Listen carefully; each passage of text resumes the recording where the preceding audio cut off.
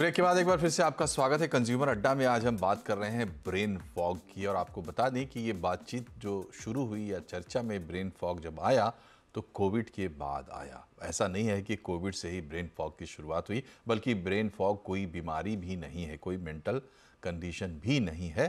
ये एक कॉन्सेप्ट है, आप कह सकते हैं बिहेवियरल या इस्तेमाल में आया हुआ कॉन्सेप्ट है, जिसको मेडिकल जगत ने भी स्वीकार किया। डॉक्टर सैंकी, आपसे हम ये समझना चाहते हैं, देखिए इसको थोड़ा सा ब्रॉड करते हैं। हमारे देश में प्रॉब्लम क्या है कि मेंटल हेल्थ को कुछ समझते ही नहीं लोग। मेंटल हेल्थ जैसी कोई चीज़ होती है नहीं होती है ये भी नहीं मानते। कोविड के बाद बहुत इसमें बदलाव आया है, लोगों ने थोड़ा बहुत ये समझना शुरू किया है। ये जो मैंने कहा भी कि ये टर्म वहाँ से थोड़ा ज़्यादा एसोसिएट होकर आया तो चर्चा में आया।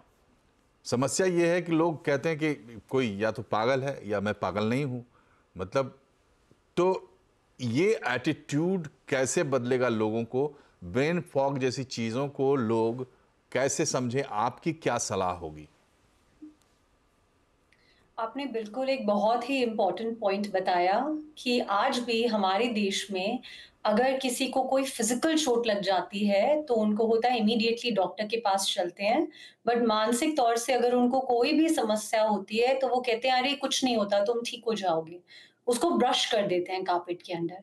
बट उनको ये नहीं समझ आता। मैं आपको एग्जांपल देना चाहूंगी एक लैपटॉप का। चलिए, लैपटॉप का हार्डवेयर ठीक है, बाहर से बहुत अच्छा लग रहा है, बट अगर उसके अंदर सॉफ्टवेयर में कोई वायरस घुस जाए, तो वो पूरी बॉडी बाहर से ठीक होते हुए भी किसी काम की नहीं है।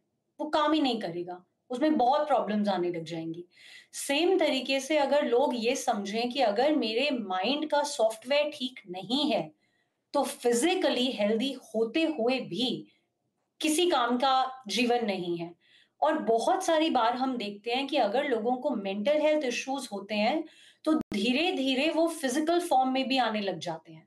हमने इतने केसेस देखे हैं जिसमें पेशेंट्स बोलते हैं कि मुझे फिजिकली दर्द हो रहा है, बट अगर हम उनका मेडिकल एनालिसिस करते हैं, सारे टेस्ट करते हैं, उनकी कोई वजह ही नहीं निकलती, उनकी वजह स्ट्रेस निकलती है।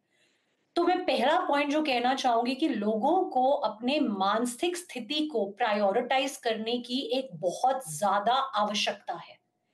इस चीज में आप चाहे घर परिवार में लोग देखें, अगर आपस में घर परिवार के लोग बैठे हैं, जिस तरीके से टीवी देखते हैं या इधर उधर की चर्चा करते हैं, अगर वो 15 से 20 मिनट एक दूसरे के साथ बैठकर ये समझे कि हम कैसा महसूस कर रहे हैं, क्या आप ठीक महसूस कर रहे हो, आपको कोई समस्या तो नहीं है। अगर घर के बड़े इन चीजों पर थोड़ा प्रकाश डालें, इन चीजों को थोड़ा डिस्कस करें बच्चों के साथ, फैमिली के साथ, तो कहीं ना कहीं हम ये अवेयरनेस जगा सकते हैं और इस चीज की इंपॉर्टेंस को सबको एक नॉर्मल सामूहिक तौर से समझा सकते हैं। डॉक्टर गुप्ता, आपसे मेरा सवाल ये है कि चाहे मेंटल फॉग हो या ब्रेन फॉग हो या इस तरीके की दूसरे जो चीज़ें हैं, हल्की भारी, हल्की को ही हम लेते हैं एग्जाम्पल के लिए, लोग ये भी डरते हैं कि भाई अगर ऐसी कोई प्रॉब्लम होती है तो सीधा साइकेट्रिस्ट के पास जाना है और फिर साइकेट्रिस्ट दवाइयाँ देंगे और वो दवाइयाँ जो हैं उनके आप गुलाम हो जाएंगे। इस तरीके की सोच लोगों में है। तो स्टेप्स क्या होने चाहिए लोगों के, सही स्टेप्स, अगर कोई मेंटल प्रॉब्लम होती है मेंटल हेल्थ से रिलेटेड, या फिर एग्जाम्पल के लिए अगर हम ब्रेन फॉग को ही ले लें? देखिए सर, हमने जैसे समझा कि ब्रेन एक कंप्यूटर है जिसका अपना हार्डवेयर और सॉफ्टवेयर है और जिसमें मल्टीपल प्रोसेसेस साथ में चलते हैं। और हमने जितने सारे कारणों की बात की ब्रेन फॉग के लिए, इसमें से अधिकतर कारणों को दवाई की जरूरत ही नहीं है। अगर कोई बहुत ज्यादा सोच रहा है या ओवर थिंकिंग कर रहा है या वो मल्टीटास्किंग कर रहा है, उसका दिमाग ओवर ऑक्यूपाइड है, तो वो चीजों पे अटेंशन नहीं दे पा रहा है। क्योंकि वो चीजों पे अटेंशन नहीं दे रहा है तो उसका दिमाग उसे रजिस्टर नहीं कर रहा है, उसे स्टोर नहीं कर रहा है, इसलिए वो एक्टिविटीज को रिप्रोड्यूस नहीं कर सकता है। इसका ये मतलब है कि ब्रेन फॉग या ब्रेन की डिजीज में सबसे पहले हमें ये समझना जरूरी है कि ये डिजीज उत्पन्न क्यों हो रही है, कंडीशन उत्पन्न क्यों हो रही है। जब हम ये समझ लेते हैं तो बहुत सारी परेशानियों को हम बिना दवाई के ही ठीक कर सकते हैं। हम ये मानते हैं कि ब्रेन फॉग के मोस्टली कारण जो attention, over use of mind, over work, multitasking से कहीं ना कहीं लिंक्ड है, या स्ट्रेस या एंजाइटी से लिंक्ड है, या जीवन शैली ठीक ना होने से लिंक्ड है, या न्यूट्रिशन से लिंक्ड है, उनको हम बिना दवाइयों के मरीज की बात समझ के, उसकी जीवन शैली को समझ के, उसके कारणों का विश्लेषण करके बिना दवाइयों के ठीक कर सकते हैं।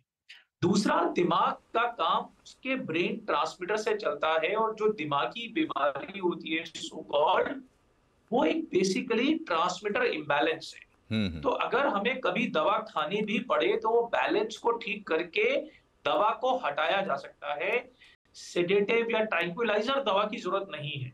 जी, हमें बेसिकली ब्रेन रूपी कंप्यूटर का बैलेंस रिस्टोर करना है, जो लाइफस्टाइल से, जीवन शैली से, न्यूट्रिशन से, समझने से ठीक हो सकता है, एक्सरसाइज से ठीक हो सकता है। इसलिए दवा से डरे नहीं, दवा के नाम से घबराए नहीं, और आपका डॉक्टर या विशेषज्ञ आपकी मदद करेगा अपने आप को सेल्फ।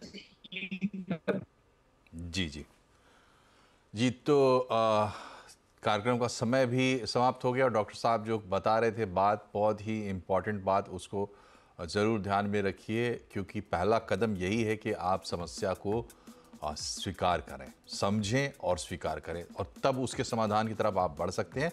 और बेहिचक बढ़िए, जो प्रोफेशनल्स हैं वो आपको मिसगाइड नहीं करेंगे, डरने की बिल्कुल भी ज़रूरत नहीं, चाहे ब्रेन फॉग हो या इस तरह की कोई दूसरी भी प्रॉब्लम्स। आप तीनों मेहमानों का बहुत बहुत शुक्रिया हमसे जुड़ने के लिए। कार्यक्रम में फ़िलहाल इतना ही। नमस्कार।